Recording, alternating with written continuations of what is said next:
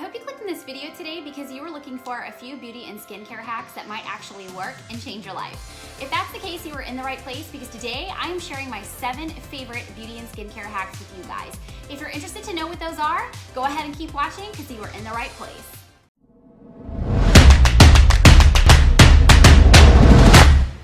Hey y'all, and welcome back to my channel if you've been here for a bit. If you're new, I'm so glad that you're here today. My name is Caron, and my channel is for those who felt just a little bit lost in beauty at one time or another.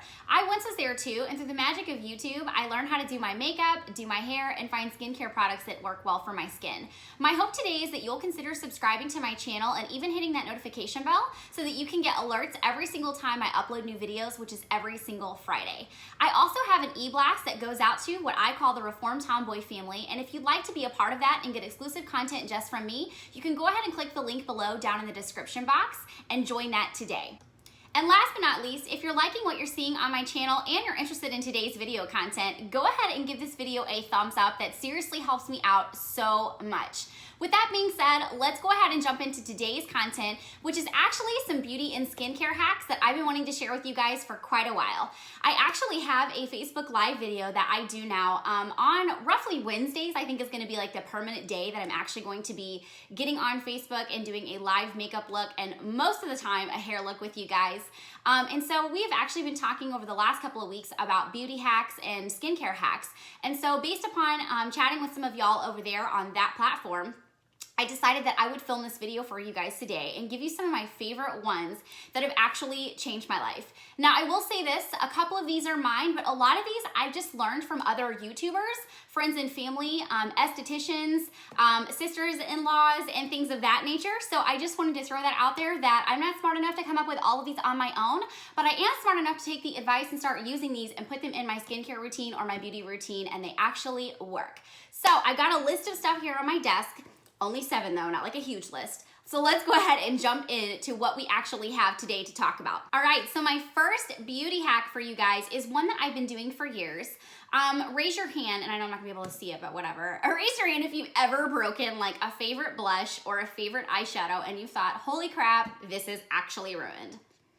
Done it. A million times over, I have done it. And I'm actually going to insert some clips for you guys because what I did was film some stuff like off camera, like not, well, it's on camera, but it's not like right now filmed, so that you guys can actually see me doing some of these hacks in action. But I broke, and I think you guys even noticed this in some of my videos, this is one of my favorite blushes that I have been using by LA Girl, and it is called Just Glowing. It's gorgeous.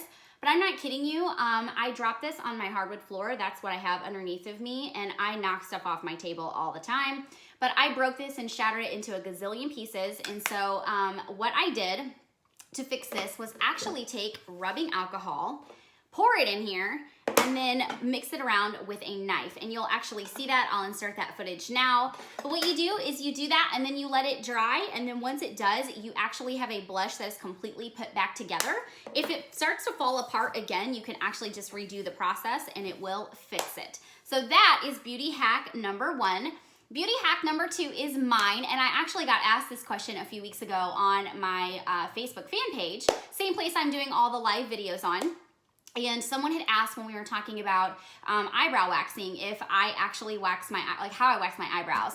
And I think she mentioned, you know, do you just like draw them on and then wax? And the answer to that is yes.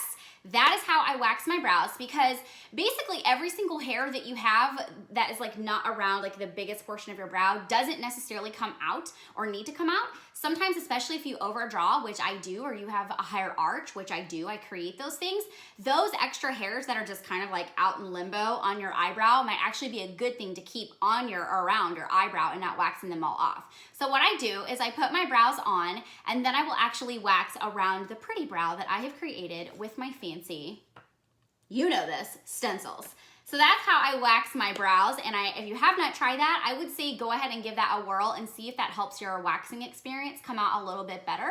It also will ensure that you don't overwax. I don't know about you guys, but I have totally overwaxed before and pulled off too much hair, and man, whenever you pull out too much, it is so difficult to try and draw something back in and make that look natural. Even with the stencil, there can tend to be places that you might be a little bit more sparse on hair or actually have some bald spots. And those are tough to make look natural. So see if that works for you if you have not tried that before. And then hack number 3, again, I'll insert some video of this, is I get asked all the time, what is the best method for cleaning beauty sponges?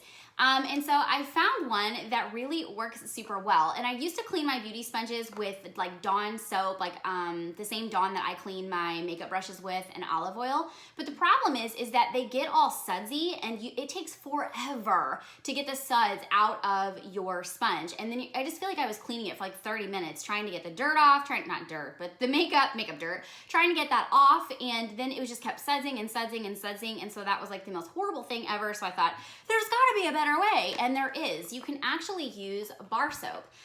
So I use Irish Spring just because it's cheap, and I'll drop that clip in right now of me actually cleaning this for you guys so you can see it. But this is actually how I'm cleaning my sponges now. So you just run it under water, of course. You can run the sponge back and forth over the bar of soap and then squeegee it out. And as you can see in the clip, it actually doesn't suds up like typical soap or dish soap does. It just pulls all the dirt off. And I would say for the most part, these sponges look pretty brand new after you get done. That is hack number 3. Hack number 4 is one of my favorites, and this is one that I recently learned through one of my friends who is actually an esthetician and has been for 10 years. But she gets asked a lot about, like, you know, exfoliating your face, and you guys know that I have an exfoliating video, that there's a product that I use, and I'll actually link that for you guys if you haven't seen it. It's really good. But I also like to use exfoliators in my cleansers at night. And so sometimes it's like, well, which one should you buy? There's so many out there. You know, there's so many have different properties and different things in them. But the truth of the matter is, if you have a favorite cleanser that is just an everyday cleanser, you can actually just add, I'm opening it up, sugar. Straight up sugar that you put in some cupcake batter and some cake batter. You can put that in your cleanser, and you honestly have an excellent exfoliating scrub. So what I've been doing is at night, I've been taking the same cleanser that I use on my face, which is, it's the Tarte Rainforest something. I wish I would have brought it in here, but I didn't. You know what? I'll link it down below because it is an awesome cleanser. And it's huge. You pay, I think it's, I can't remember exactly how much it is, but you get this huge bottle and it just lasts forever because it's super concentrated and you don't need a whole lot of it. And so I use that in the morning, and I don't use any exfoliants in the morning on my face. And then at night, to get all of the dirt and the grime off, I've been adding just a little bit of sugar to my cleanser, that same one, and that is really working. And I'm not kidding you guys. It seriously is one of the best exfoliators that I've ever used on my skin as far as a cleansing product goes. And I'm no longer buying products that actually have exfoliants in them. I'm just using sugar. The cool thing about this is that you can really make your, you can take your cleanser and make your sugar scrub in it as like, not harsh, but you can actually, depending on the granule that you use, is basically what I'm trying to say, and not being able to get the words out, which is pretty typical for me. Depending on what type of sugar you use and its thickness and all of that, you can make it a little bit more rough, or you can make one that's a little bit softer depending on how fine your sugar is. So that's something that's really cool about this too, is just using different types of sugars and seeing how you like them. That is beauty hack number 4. Okay, so beauty hack number 5 is one that is gonna allow me to be a little bit vulnerable here with you guys, and that is fine by me. But I have actually had on my arms, I've gotten these little warts for the last couple of years here, and they're usually like right by my wrists. I've had a couple up here. And so I don't know if you guys have ever had a wart in your life, but first of all, they're not cute. And secondly, they're not easy to remove. Or are they like comfortable to remove? Everything that I've ever tried like dries out your skin really bad around it, and then it doesn't work and it's painful. And so I started like doing some research on what is another way that could actually remove a wart and wouldn't be as painful. Well, and actually I wasn't even super concerned about the pain, but just that might actually work better, because all the wart removers I've ever tried, you use them for 6 weeks and it doesn't necessarily take the wart away. But there is something that does, and I'm super excited to share this with you guys. So if you do have one on your body that you're trying to get rid of, see if it works. All right, so here we go. It is apple cider vinegar and a cotton ball, and then some Band-Aids. And so what you do is you actually just pull the cotton ball off. Like if your wart is teeny tiny, and I actually did this. I have to show you guys if I can get up close enough for you guys to see. I had one, if you can see, am I pointing at it? Yeah. right there, and there's a little like scar left over. This is not too long ago. I had one, and so what I did is I found this remedy and I tried it, and you just like pull off enough on the cotton ball so that it's small enough that it's gonna cover, you wanna cover the wart itself, but cover the surrounding skin as too, but you don't wanna have like a huge cotton ball because you don't want anything to eat away at your skin. And then you just soak it in, like I just poured the apple cider vinegar in the lid. I soaked the cotton ball and then kind of like squeezed it out because you don't want it like soaked, but you do want it wet enough that it's gonna put apple cider vinegar on your wart. So you put that on there and then you just cover it with a Band-Aid and you let it be. I left mine on there and changed them out every day, sometimes day and a half, just depending, because these Band-Aids actually last really well through the shower. And I'm not kidding you guys, within a week it was gone. I've never ever had that before where they actually are gone that quickly, and it didn't burn. What little minor discomfort I felt was probably like a 1 in comparison to when you use like a wart remover, and that's like a 5 or a 6 depending on the burn, or depending on the wart. And especially as you continually keep gradually putting that crap on there, it hurts even worse because that skin and that wart gets kind of tender. This kind of remedy does not do that. So if you have a wart and you are trying to get rid of it, see if that works for you. It worked for me like a charm, and I've gotten rid of it and it hasn't come back. So that's that one. I believe that was number 5. Number 6. This one is one also because I have very sensitive skin. I recently started waxing my legs because, first of all, I'm freaking very hairy and I get tired of shaving what I feel like is every day. I have to shave something every day and it's very annoying. So I started waxing my legs, which was quite a painful process at first, but now I've gotten used to it and I'm only having to do it like once every 4 weeks, and I really don't shave my legs anymore, just maybe like a spot or two. That's awesome. But before that, one of the other reasons I hated shaving is because my legs always had razor burn. So I started doing something, I guess probably, I don't know, 3 or 4 months before I started waxing my legs. And what I did was I took my razor and instead of shaving upward, so that would be the opposite of the way that the hair grows, I started shaving my legs in a downward motion, and that actually stopped my razor burn. So what happened is that I wouldn't get as close of a shave. So if you do this, don't think that you're gonna have super smooth legs because you won't. But what it will do is prevent you from having razor burn. And so what I did is I would shave my legs a couple times a week in that downward motion. And then once a week, I would shave them downward and then go the opposite direction or the right way to shave your legs and get rid of the hair and have smooth legs. And then I wouldn't get razor burn. I'm not really sure what it is about shaving that direction that keeps me from having razor burn, but it does work. And I also do that with my armpits. Obviously you guys know I work out all the time and I don't work out in sleeves. I'm constantly, well, and I live in Florida, so pretty much everything is sleeveless down here. That's how I like it anyway. But obviously I can't shave my armpits every day because I would have razor burn like crazy. And if you've ever had razor burn under your armpits, it is the worst razor burn feeling in your life. It's worse than your legs. It's awful because you maneuver so much that it just like irritates it over and over. So I also actually shave my armpits this way several times a week. And then once or twice a week, I can actually get that clean shave when I'm in the shower. Or if I forget to shave my armpits, I do it all the time. And I realize it after I get dressed and go, oh shoot, I can't go out like that. That ain't cute. And then I will actually just wet a washcloth and dab it on my armpits, and so my armpit hair is like, you know, softer, and then I will again go the opposite, not the opposite direction, but go the wrong way. We'll just call it the wrong way. You're gonna shave the wrong way, and that actually keeps me from getting a razor burn on my armpits. So that's beauty hack number 6.